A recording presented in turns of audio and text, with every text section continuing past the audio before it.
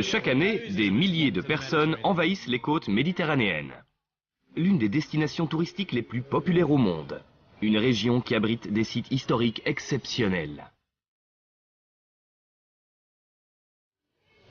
Ces constructions cachent des secrets qui ne se trouvent pas dans les livres.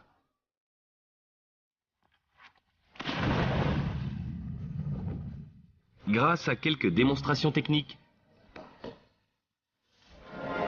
je lèverai le voile sur les mystères de ces monuments plusieurs fois millénaires. Les Égyptiens ont bâti des triangles géants. Les Grecs ont préféré les rectangles. Et les Romains ont construit le cercle parfait. En tant que géologue, je suis convaincu que l'histoire des différentes civilisations a été influencée par la pierre.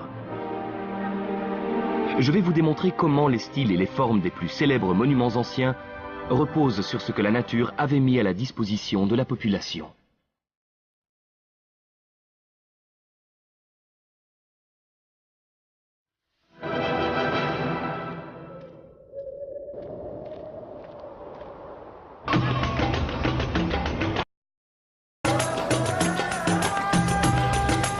La première escale de mon périple géologique est le Caire, en Égypte. D'un point de vue touristique, c'est une ville étouffante, poussiéreuse et plutôt chaotique. En bref, le Caire a tout ce qu'il faut pour éveiller les sens. En plus des immenses mosquées médiévales, son centre abrite de nombreux souks. J'ai l'air ridicule? C'est vrai? Ouais. On peut également s'essayer aux passe-temps locaux. Bizarre cette cornemuse.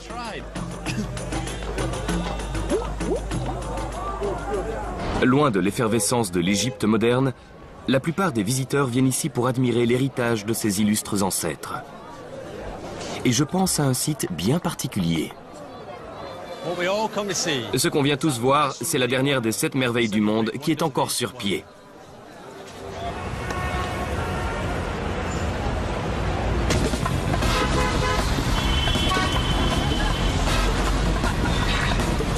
À 30 minutes de route du Caire se dresse le plus célèbre héritage architectural de l'Égypte antique.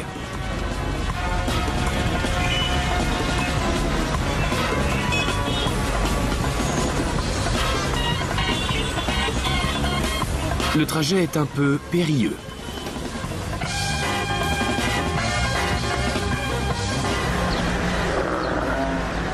Mais si vous survivez à la course en taxi, vous admirerez un site splendide.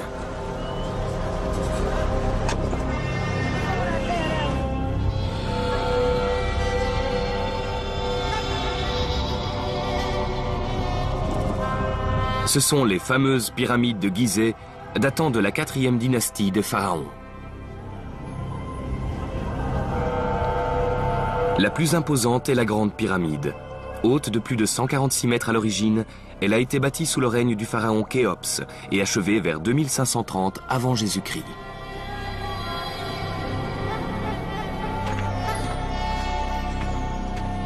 La pyramide de son fils Képhren est moins élevée et sa construction s'est achevée 30 ans plus tard.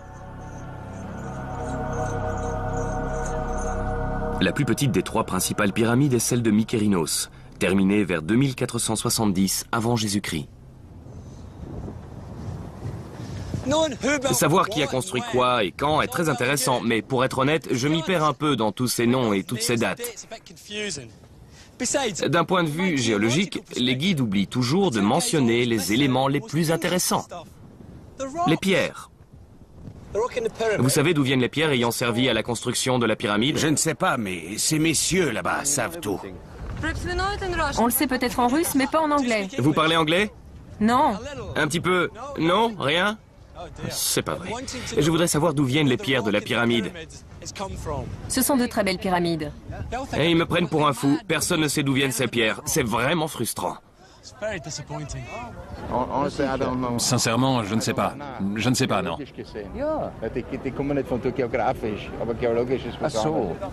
À l'aide. Comment se sont formées les pierres?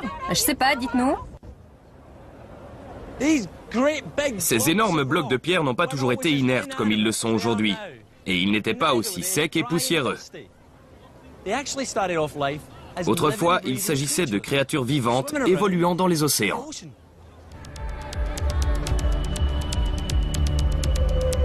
Je vais maintenant remonter le temps et découvrir comment des animaux ont pu se transformer en pierre.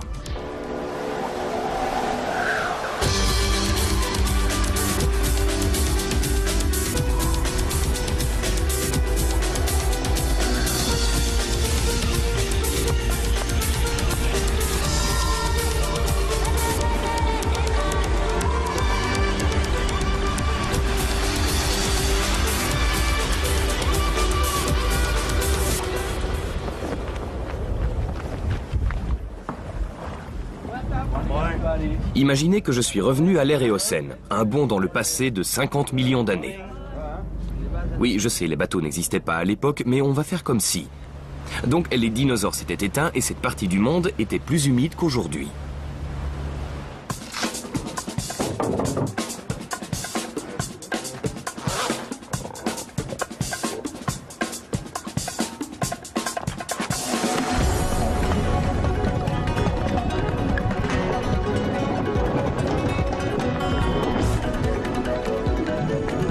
L'Égypte actuelle était entièrement recouverte par la mer Tétis.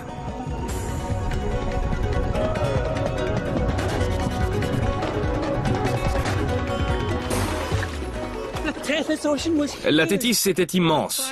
Elle faisait plus de 5 fois la taille de la Méditerranée et s'étendait des Alpes à l'Himalaya, même s'il n'existait pas encore. Mais au-delà de sa taille, la mer Tétis était une immense usine à pierre qui aura permis la construction des plus grands monuments d'Égypte.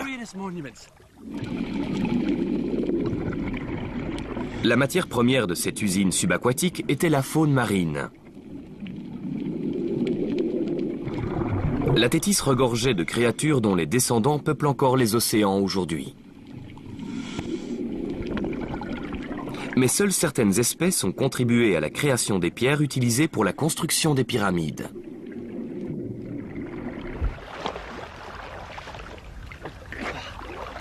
Les animaux géologiquement importants sont ceux qui n'avaient pas de colonne vertébrale, c'est-à-dire les invertébrés, les palourdes, les escargots, le corail, mais surtout les milliards de tonnes de plancton microscopique. Même s'ils n'ont pas d'ossature, le plancton et les autres invertébrés ont des parties solides qui contiennent une substance appelée carbonate de calcium, l'ingrédient clé pour la fabrication des pierres. À la mort de l'animal, sa chair était mangée ou se décomposait. Seuls restaient les morceaux calcifiés qui reposaient sur les fonds marins.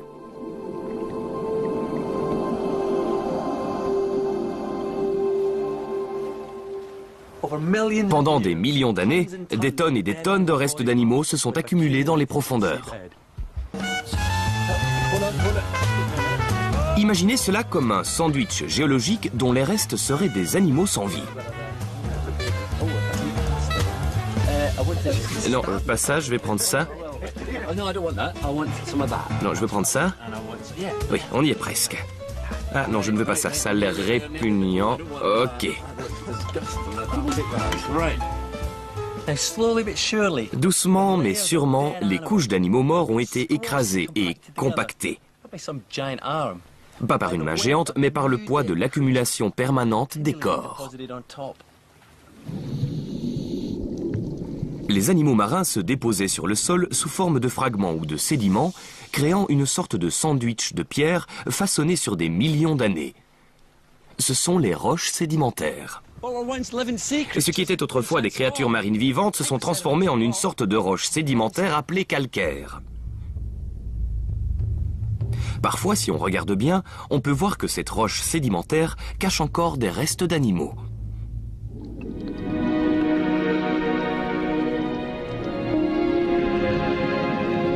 Mais cette accumulation de calcaire sur les fonds marins n'était pas utilisée comme matériau de construction. À moins d'être un poisson avec un permis de construire. Les Égyptiens de l'Antiquité n'ont pas eu à aller chercher la pierre puisque la pierre est venue à eux. En géologie, rien ne reste immobile très longtemps. Avec le temps, l'un des plus grands moteurs de la nature a déplacé le calcaire des fonds marins jusqu'aux premiers bâtisseurs.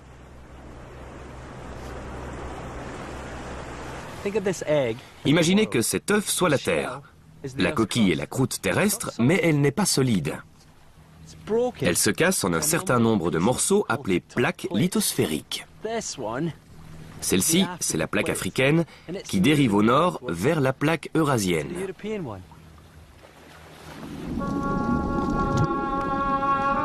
Sous l'effet de ces mouvements continentaux, des morceaux des fonds de la Thétis ont été soulevés au-dessus du niveau de la mer pour devenir la base de la Basse-Égypte.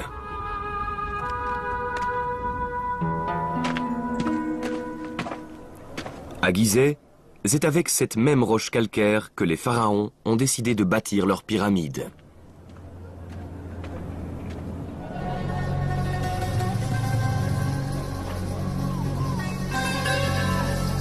On pense que ces immenses constructions étaient des demeures d'éternité, l'endroit dans lequel devait reposer le pharaon pour son voyage dans l'au-delà.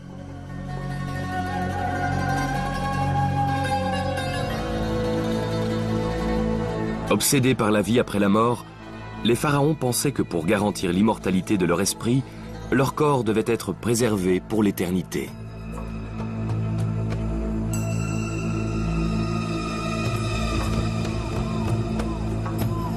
Il fallait également que leur corps soit proche des étoiles et du soleil.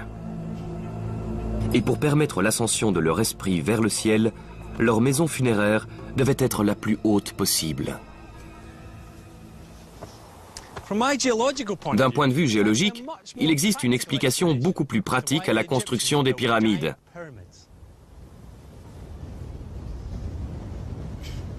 Tout d'abord, la longévité éternelle passe par la construction d'un mausolée en pierre.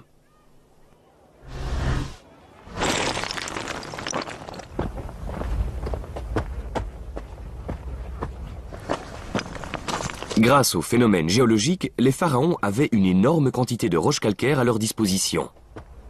Mais ces bâtisseurs ont été doublement chanceux puisque les pierres étaient déjà sous forme de blocs prêts pour la construction.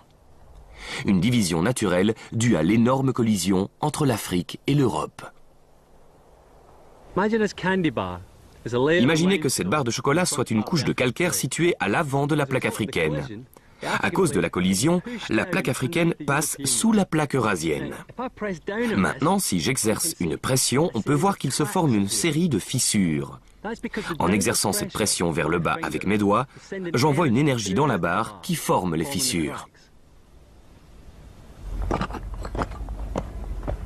Nous sommes sur la colline de Mokattam, surplombant le Caire. C'est ici que la plupart des pierres des pyramides ont été extraites. Le calcaire s'est fissuré, créant ainsi d'immenses blocs qui ont ensuite été détachés et utilisés pour la construction. Les pharaons disposaient de tonnes de pierres pour bâtir leurs tombeaux. Mais pour se rapprocher du ciel, il leur fallait des bâtiments très hauts, je dirais même gigantesques. Pour la construction de la grande pyramide juste derrière moi, il a fallu près de 2 500 000 blocs de pierre géants, pesant bien plus de 2 tonnes chacun. La main-d'œuvre devait être phénoménale, et encore une fois, la géologie a apporté sa contribution. Sous la forme du Nil.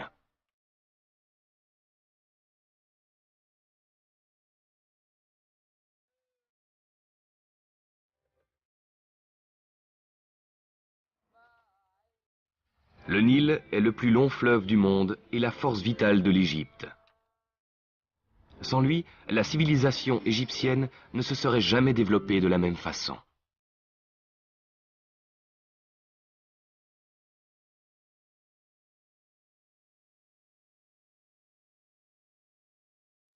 Le fleuve prend sa source à plus de 3200 km de là, dans les montagnes d'Afrique de l'Est.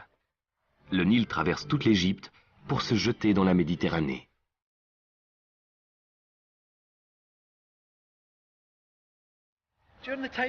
Au temps des pharaons, chaque année pendant 3 mois, des pluies diluviennes au cœur de l'Afrique provoquaient la crue du Nil en Égypte. Les inondations ne sont généralement pas vues d'un bon œil, mais dans ce cas-là, Elles étaient essentielles pour irriguer les terres cultivables de chaque berge en y déposant un précieux limon. Et pendant la durée de la crue, des milliers d'agriculteurs se retrouvaient sans travail. Un moyen pour le pharaon de faire d'une pierre deux coups. Les ouvriers impatients devaient être occupés, et comme les vacances d'été n'existaient pas encore, le pharaon a eu l'idée de leur faire construire une pyramide. On estime qu'environ 20 000 hommes ont travaillé par période de 3 mois pendant plus de 20 ans pour construire la grande pyramide.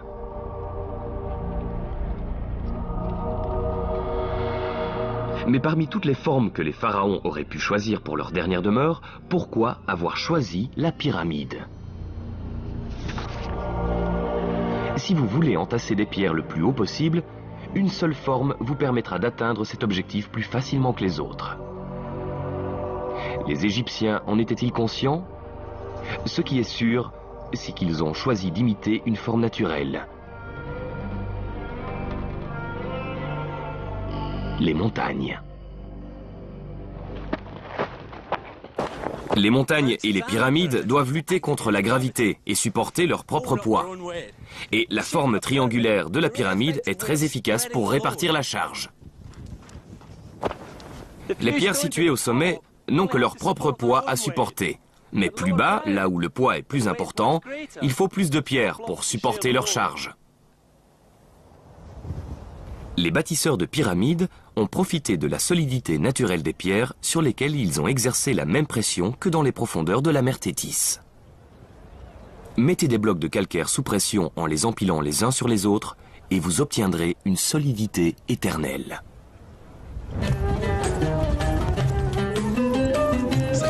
On dirait un grand couvercle.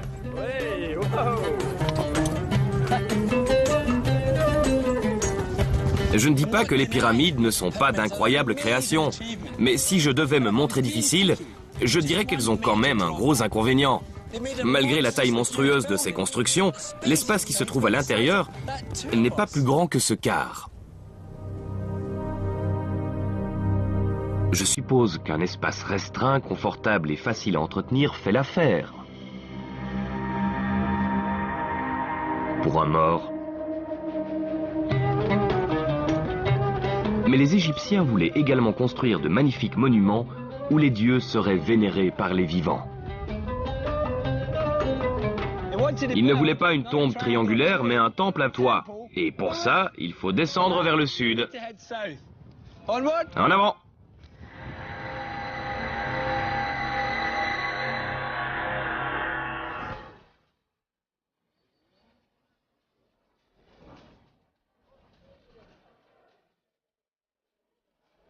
Voici le temple d'Amon, à Karnak, une merveille de créativité architecturale. Cet ensemble d'édifices religieux doit sa beauté à des pierres.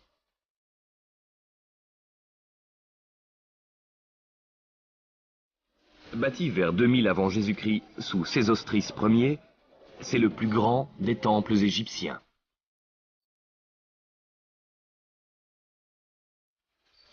Plutôt impressionnant pour un château de sable géant. Lorsque les Égyptiens ont bâti ce temple, ils ont été contraints de faire avec ce que la géologie leur avait offert. Tout comme pour les pyramides, les bâtisseurs se sont tournés vers les pierres locales. Mais ce ne sont pas les mêmes que dans le nord.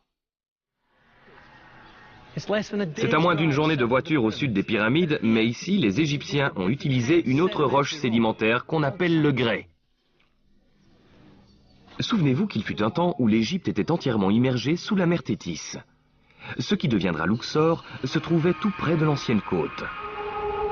Au fil des millénaires, des rivières préhistoriques ont emporté d'énormes quantités de sable dans l'océan. Une fois compactée, cette accumulation de sable a formé le grès. Comme d'autres types de roches sédimentaires, le grès est un très bon matériau de construction. Imaginez que ces gaufrettes sont des couches de grès. Tout comme pour les pyramides, vous les empilez, vous appuyez, et vous pouvez voir que c'est très solide. Le matériau idéal pour construire des murs gigantesques. Les Égyptiens ont dû trouver un moyen pour construire un toit. Ils ont découvert que les roches sédimentaires, que ce soit le grès comme dans le cas présent ou le calcaire utilisé pour les pyramides, avaient deux principaux défauts. Pour soutenir un toit très large, il faut des sortes de colonnes. Et pour pouvoir faire des colonnes en grès, le plus efficace aurait été d'extraire de grandes longueurs horizontales et de les faire basculer à 90 degrés pour les mettre debout. Mais regardez ce qui se produit. La pierre se brise.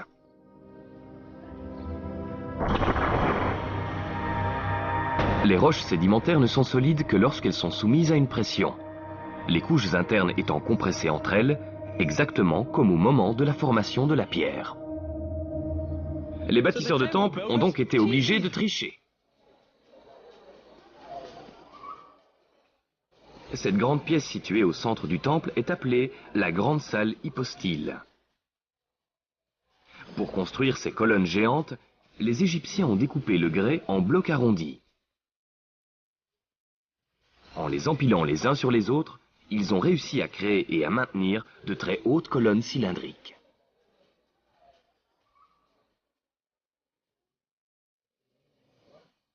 Les Égyptiens avaient alors les structures porteuses dont ils avaient besoin. Ils pouvaient donc construire un magnifique toit en pierre. Ce qui soulève un autre problème. Comment garantir la stabilité de ce toit ? Des blocs de grès peuvent être soutenus aux extrémités par des colonnes, mais au centre, la structure est soumise à la gravité. Et c'est ce qui posait problème aux Égyptiens. Si vous écartez trop les colonnes, le toit s'effondre.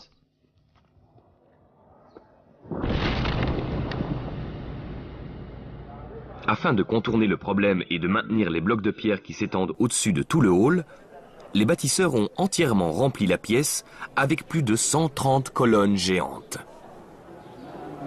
Les guides vous diront probablement que cette salle de colonnes a été créée délibérément dans le but de représenter un marécage de papyrus. Mais en tant que géologue, j'ai une autre idée sur la question. Étant donné les propriétés des pierres qu'ils avaient à disposition, c'était le seul moyen de soutenir un toit aussi large en pierre. C'est un spectacle incroyable, mais on a l'impression d'être dans un entrepôt de colonnes.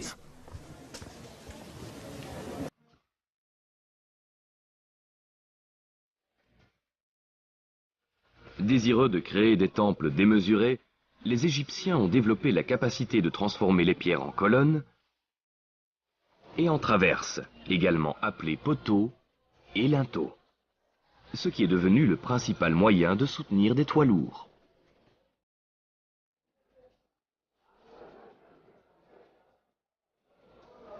Dans la loterie géologique de la Méditerranée, les Égyptiens ont obtenu des matériaux qui leur ont permis de bâtir ces chefs-d'œuvre d'architecture.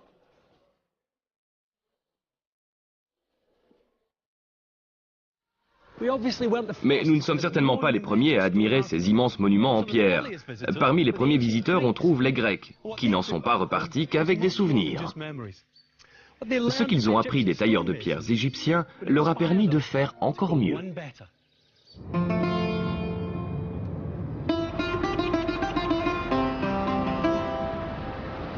La Grèce est l'une des destinations touristiques les plus prisées de la Méditerranée. Même si la plupart d'entre nous choisissons les îles, Athènes est le meilleur endroit pour admirer le style architectural de la Grèce antique.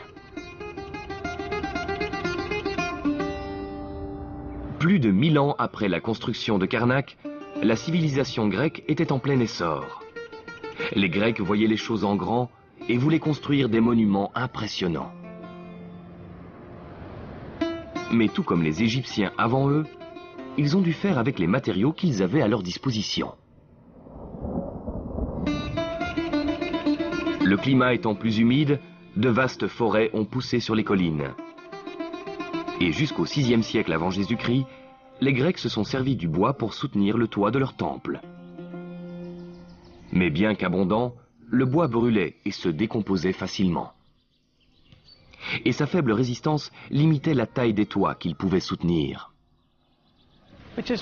Et c'est pour ça que les Grecs ont vraiment été enthousiastes quand des voyageurs sont revenus d'Égypte avec des techniques permettant de construire des colonnes en pierre cylindrique. Je vous avais bien dit que les pierres étaient importantes. Les Grecs n'ont pas tardé à appliquer leurs nouvelles compétences en remplaçant leurs colonnes en bois par des colonnes en pierre taillée. Mais la géologie n'avait pas muni la Grèce des mêmes matériaux. En plus du calcaire, toujours disponible, les Grecs avaient une chose très spéciale que les Égyptiens n'avaient pas. Une roche qu'on appelle marbre. Le marbre a séduit les Grecs.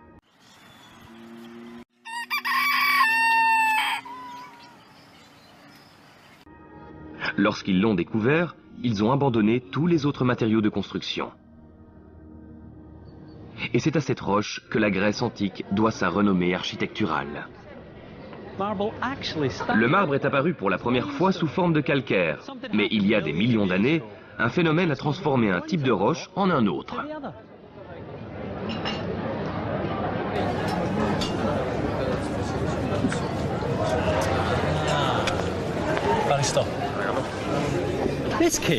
Ce gâteau aux couches horizontales ressemble au calcaire. Mais celui-ci est complètement différent. Les couches ont été écrasées et compressées pour produire des ondulations, exactement comme le marbre. Pour comprendre comment le calcaire s'est transformé en marbre, il faut remonter le temps. Je remonte 190 millions d'années en arrière pour revenir à l'ère jurassique, époque où le marbre a commencé à se former.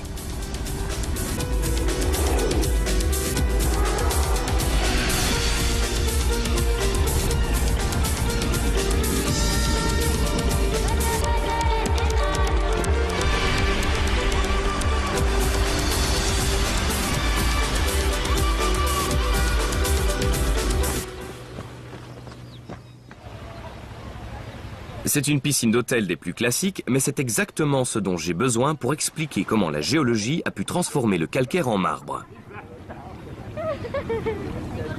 Et pour faire cette démonstration, il va falloir que je me mette à l'eau.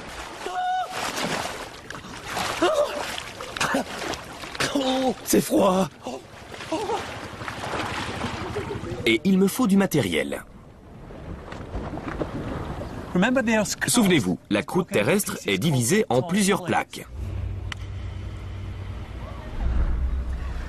Imaginez que le matelas rouge est la plaque africaine et que le bleu représente la plaque eurasienne.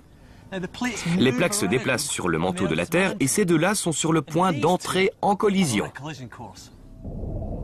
La plaque africaine se déplaçait vers le nord, tout droit vers l'Europe. Il s'est alors produit une énorme collision qui a écrasé le calcaire. Mais les conséquences géologiques ne s'arrêtent pas là. Comme la plaque africaine était plus lourde, elle a été engloutie sous la plaque eurasienne, formant ce qu'on appelle une zone en subduction. À ce moment-là, les particules formant les roches sédimentaires ont été compressées. Mais il y a un autre ingrédient important, la chaleur. Lorsque la plaque africaine a été poussée sous l'autre plaque, la roche s'est rapprochée du cœur de la Terre où elle a été chauffée.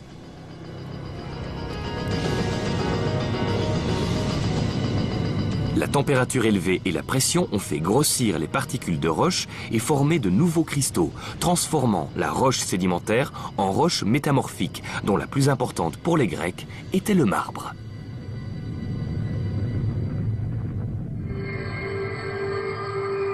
Les roches métamorphiques apparaissent sous différentes formes.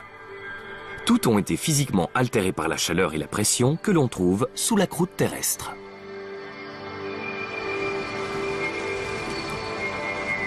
Le marbre grec a été créé dans les profondeurs de l'océan. Et le mouvement des plaques il y a 12 millions d'années l'a fait remonter des profondeurs.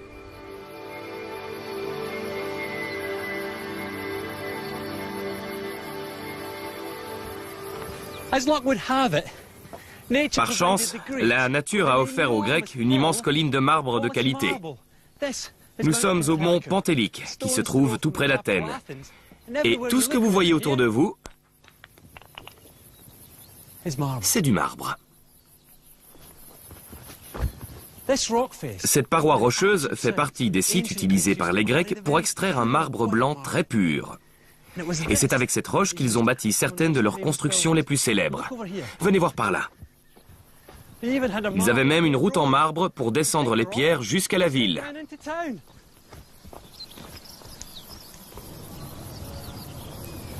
Munis de leur propre marbre et des techniques de construction égyptiennes, les Athéniens se sont mis au travail. Je suis devant le célèbre Acropole qui se dresse au-dessus d'Athènes, l'une des plus grandes merveilles architecturales du monde occidental. Pas moyen de le manquer, il y a des murs de marbre partout.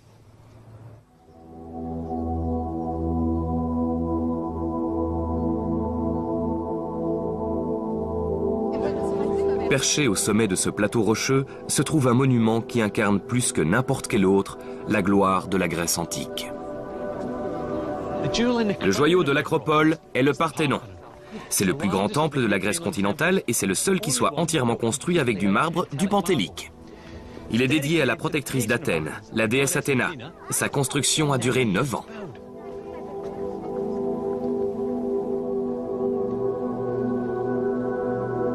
Achevé en 438 avant Jésus-Christ, le Parthénon est haut de 31 mètres et large de 70 mètres.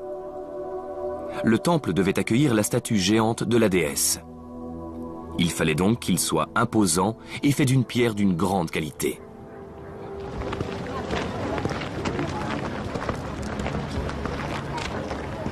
En son temps, le Parthénon devait être un édifice en marbre blanc aveuglant. Il est loin d'atteindre la taille du temple de Karnak et des autres édifices égyptiens, mais grâce au marbre, le Parthénon est beaucoup plus élégant et bien plus élaboré. À l'origine, il y avait 46 colonnes en marbre autour du sanctuaire. Et ces colonnes étaient beaucoup plus minces que tout ce que les Égyptiens avaient réalisé avec le grès. La richesse de l'architecture grecque ne s'arrête pas là. Non loin du Parthénon se trouve une autre merveille en marbre. Ce temple très élancé est appelé l'Érectéion. Il est dédié à la déesse Athéna et au dieu Poséidon. Ici, le marbre a été utilisé pour faire des piliers plus fins et richement ornés. Une conception qui allait devenir une base de l'architecture grecque. Le secret du marbre se trouve dans le processus de sa création. Sa structure cristalline le rend très solide et les colonnes peuvent supporter beaucoup plus de poids que celles faites de roches sédimentaires. Les linteaux en marbre peuvent également surplomber de plus grands vides sans se briser au milieu. Ce qui a permis aux Grecs d'ouvrir leurs monuments, donnant ainsi une impression d'espace. Les propriétés du marbre en font également un matériau idéal pour la sculpture. Ce qui a offert aux artistes grecs la possibilité de sculpter des statues richement ornées aux détails très réalistes. À l'origine, le marbre avait été choisi pour remplacer le bois comme matériau de construction. Mais les Grecs en ont fait une véritable forme d'art architectural, laissant derrière eux le plus beau des temples rectangulaires. Mais parmi les anciennes civilisations, il y en a une qui a vraiment touché le jackpot géologique. Et ce qu'elle en a fait a changé l'architecture pour toujours. Direction l'ouest et l'Italie à la découverte de la civilisation romaine.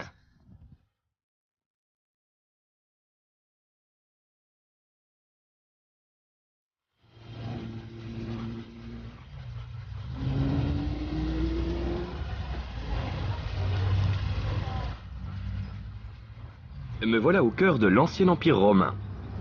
Je suis à Rome et nous allons découvrir pourquoi la géologie a fait aux Romains le plus beau des cadeaux.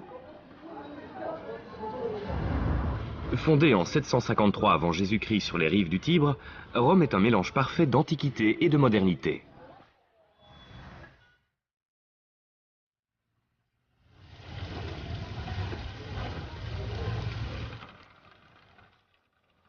Malgré l'effondrement de l'Empire, la Rome antique est encore bien présente aujourd'hui grâce à d'impressionnants monuments qui n'ont rien perdu de leur grandeur.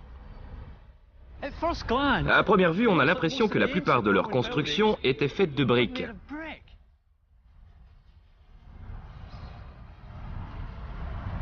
Cette montagne de briques est le marché de Trajan. Il a été construit pendant le règne de l'empereur Trajan vers 114 après Jésus-Christ. Les briques utilisées pour la construction de cet ancien marché ont été fabriquées à base de boue et d'argile provenant des berges de la vallée du Tibre. Mais l'esprit pratique des Romains leur a permis d'élaborer une stratégie ingénieuse pour rendre les briques très résistantes. Grâce à des fours à bois qui leur servaient à cuire leurs petites briques d'argile, les Romains ont créé un matériau résistant et incroyablement solide pour leur construction. Mais la boue qu'ils ont utilisée pour faire ces briques n'est pas le don de la nature dont je vous parlais. Alors que les Égyptiens avaient les roches sédimentaires et les Grecs le marbre métamorphique, les Romains avaient quelque chose de bien plus résistant. Derrière ces briques, il y a la clé de la création de certains des monuments les plus spectaculaires. Derrière les briques se trouve un élément que les bâtisseurs romains ont pu utiliser grâce à un phénomène géologique impressionnant qui s'est produit à leur porte.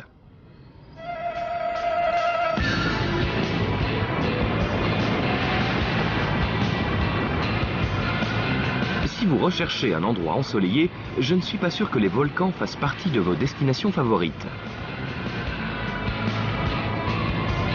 On a tendance à les considérer comme l'une des forces naturelles les plus destructrices.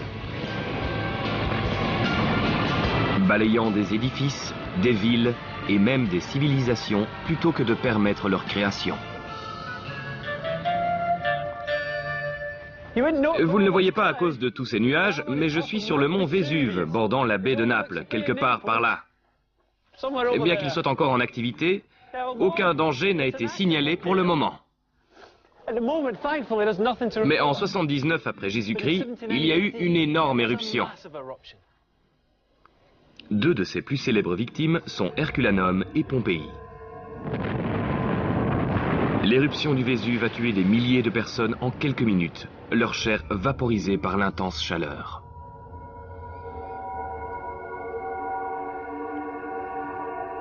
Des corps sont restés figés dans la pierre.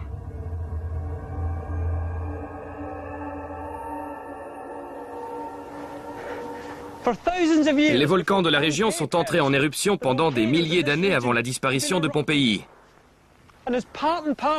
Et de leur nature destructrice sont nées toutes sortes de roches. Et l'une d'entre elles va devenir l'ingrédient magique qui va bouleverser l'architecture romaine. Les volcans entrent en éruption quand une roche en fusion appelée magma remonte des profondeurs vers la surface. Mais l'éruption peut prendre différentes formes. Une forme déterminée par les effets du gaz sous pression. Ce gaz est de la vapeur d'eau soumis à haute pression provenant des roches environnantes. Comme dans cette canette de bière, le magma liquide contient des bulles de gaz. Si ce gaz s'échappe doucement, le magma remonte à la surface calmement et s'écoule sous forme de roches liquéfiées.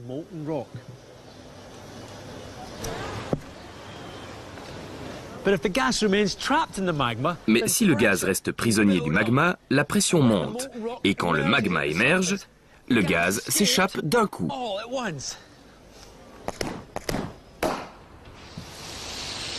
Tout comme mon champagne a explosé sous forme de mousse, le gaz volcanique sous pression désintègre le magma en petits morceaux. Ce qui crée un nuage de cendres volcaniques.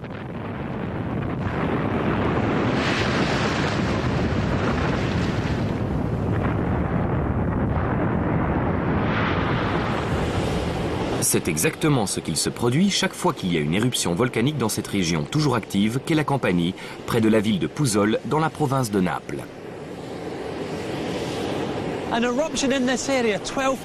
Et les éruptions qui ont eu lieu dans cette région il y a 12 000 ans produisaient une grande quantité de cendres.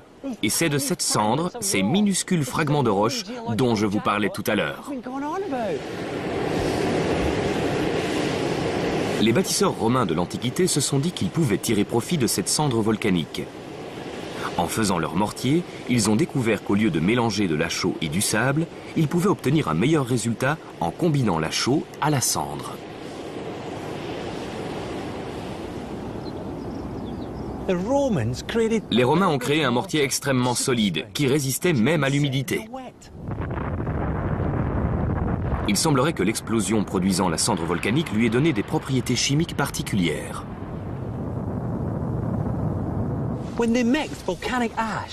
Quand ils ont mélangé la cendre volcanique à la chaux, les deux substances ont fusionné, formant des liens très forts et irréversibles. Mais la cendre allait jouer un rôle encore plus important. Elle allait servir d'ingrédient clé pour une innovation romaine unique. Le summum de leur génie a été de combiner le mortier à base de cendre avec des morceaux de gravat. Ils ont obtenu un matériau de construction dont les Grecs et les Égyptiens auraient rêvé. Une roche artificielle appelée béton. Le béton des Romains est une incroyable découverte. Il se prépare rapidement et résiste à l'humidité. Le matériau idéal pour les aqueducs et les thermes. Il peut même être immergé et servir à la construction des ports. Les Romains sont également à l'origine d'un autre matériau de construction obtenu par l'association de béton et de briques cuites au four.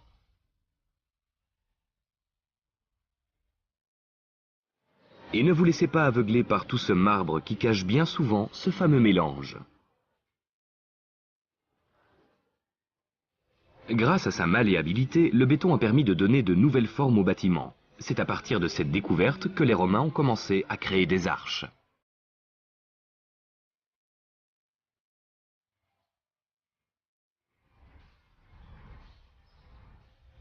Les Égyptiens et les Grecs avaient construit des arches, mais ils les laissaient bien souvent sous terre pour les caves et les égouts. Les Romains ont compris qu'elles pouvaient prendre bien plus de valeur à la lumière du jour. Et ils en ont fait très bon usage pour la construction du Colisée.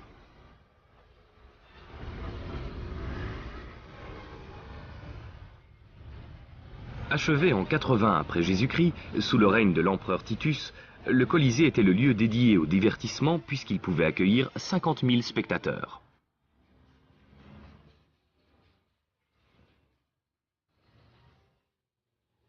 C'est ici que se tenaient les fameux combats de gladiateurs. Au centre de l'arène s'affrontaient des combattants herculéens qui se mesuraient aussi à des animaux sauvages. Toute la structure du Colisée est soutenue par des centaines d'arches. L'arche remplit parfaitement bien son rôle grâce à sa capacité à répartir le poids. Les deux côtés de l'arche s'appuient l'un contre l'autre. Ce qui veut dire que le poids qui se trouve au-dessus n'appuie jamais au milieu. En fait, il exerce une pression sur les côtés et redescend vers la base. Contrairement à des piliers soutenus par une poutre, aucune force ne s'exerce sur l'arche. Ce qui signifie qu'elle peut non seulement supporter un poids beaucoup plus important, mais aussi s'étendre sur des largeurs beaucoup plus grandes. Ce sont les particularités de l'arche associée au béton qui ont permis aux Romains de construire leurs plus grands chefs-d'œuvre architecturaux.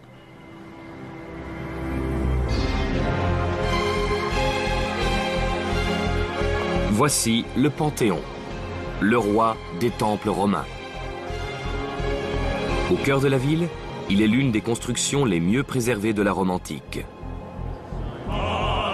Achevé en 125 sous le règne de l'empereur Hadrien, le mot Panthéon signifie littéralement « tous les dieux ». Et c'est à eux que ce temple est dédié. Pour moi, le Panthéon est le témoignage parfait de l'ingéniosité romaine. Vu d'ici, on dirait un temple rectangulaire grec, mais à l'intérieur, on découvre à quel point les Romains ont transformé l'architecture.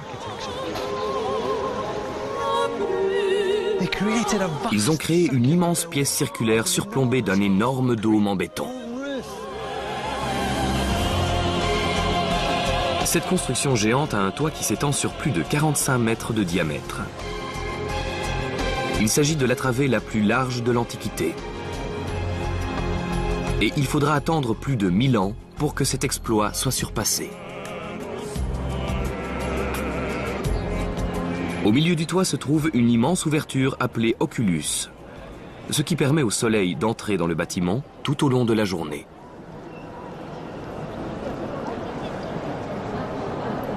On se demande comment un toit aussi immense peut tenir en suspension sans aucun soutien.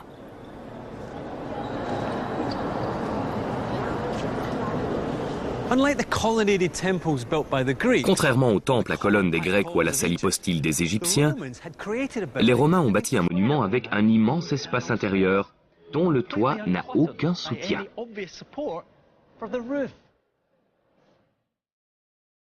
Le dôme est un hémisphère parfait. En observant attentivement, on se rend compte que le toit est un immense cercle soutenu par des arches. Ce qui signifie qu'il n'y a aucune pression qui s'exerce au centre de la structure. Le poids du dôme est transféré sur les côtés, puis vers la base de l'édifice.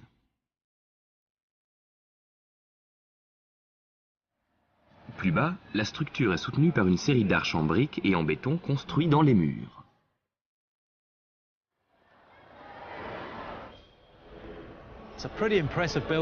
Le monument est impressionnant, mais les Romains n'ont fait que copier la nature. Prenez cet œuf par exemple. En fait, ce sont deux dômes qui se rejoignent. Ils semblent fragiles, alors qu'en fait, c'est une structure extrêmement solide. Le diamètre de l'œuf est 30 fois plus important que l'épaisseur de la coquille. Et c'est exactement la même chose pour ce toit. Le Panthéon est un œuf géant. Mais cet œuf géant n'aurait jamais pu exister si la géologie n'avait pas offert aux Romains les matériaux nécessaires. En effet, la cendre volcanique n'est pas le seul cadeau que la nature leur a fait. Les volcans italiens ont fourni aux Romains une immense variété de roches. Les bâtisseurs du Panthéon les ont ensuite ajoutées au ciment pour produire un béton adapté à chaque situation. Pour les fondations, il fallait faire un béton avec des matériaux très lourds et très solides. Ils ont donc utilisé le basalte. C'est une sorte de lave qui s'échappe du volcan sous forme de roche liquide avant de se solidifier. C'est très dense et incroyablement résistant. Pour la partie intermédiaire, il fallait réduire le poids en utilisant un matériau plus léger. Une roche appelée tuf volcanique. Elle est légère parce qu'elle est composée de cendres qui ont été compactées au fil du temps pour former une roche. Et pour le dôme, il fallait un ciment extrêmement léger pour réduire son poids au strict minimum. Ils ont donc ajouté de la pierre ponce. Comme la cendre, elle se forme au moment des explosions volcaniques. C'est une roche ultra légère remplie de bulles d'air, à tel point qu'elle flotte sur l'eau.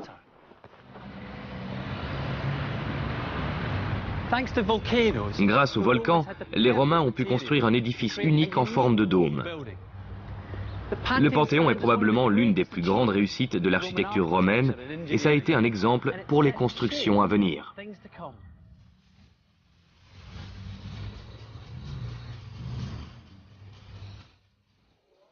Les monuments que j'ai visités dans ces différents pays ont tous une forme bien particulière.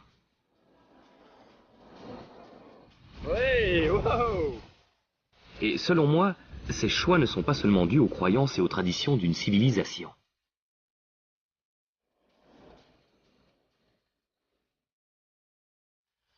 La forme et le style des monuments anciens ont aussi été déterminés par ce que la géologie avait offert à chacune de ces régions.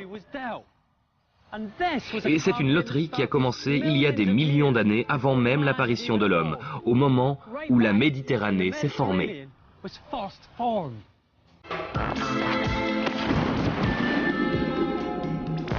La géologie a fourni la matière première aux différents peuples de l'Antiquité. Et en tirant profit de ce que la Terre leur offrait, les grandes civilisations ont chacune laissé des monuments exceptionnels que l'on peut encore admirer aujourd'hui. Les pyramides égyptiennes rendent hommage à la roche sédimentaire. Les temples grecs marquent la victoire sur le marbre. Et l'activité volcanique a permis la construction des dômes romains.